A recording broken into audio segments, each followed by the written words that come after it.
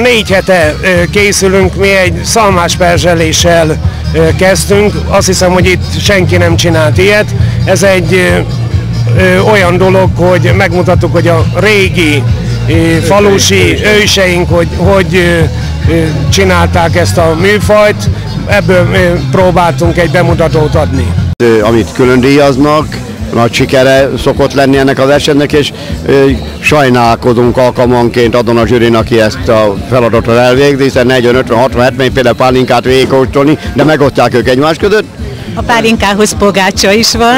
Első vonal elváltozó kiasszonyok hozzák össze, köztük szintén van a verseny, és hát itt van a fő attrakció, a böllérekre.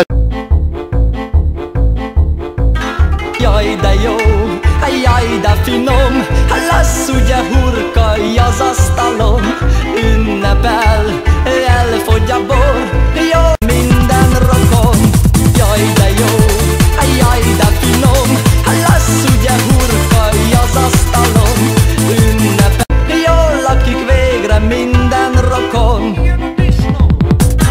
Jaj, de jó, jaj, de finom, lesz ugye hurka. Holnapra kolbászt akarok, legyenek a tálon zsíros falatok. Kell a segítség, nem bírom egyedül, úgy ron a disznó a nyelve kirepül. Áki a szaját, csak pirított kenyer. Jaj, de jó, jaj, de finom, lesz ugye hurkai az asztalon, ünnepel, elfogy a bor, jól lakik végre minden rokon.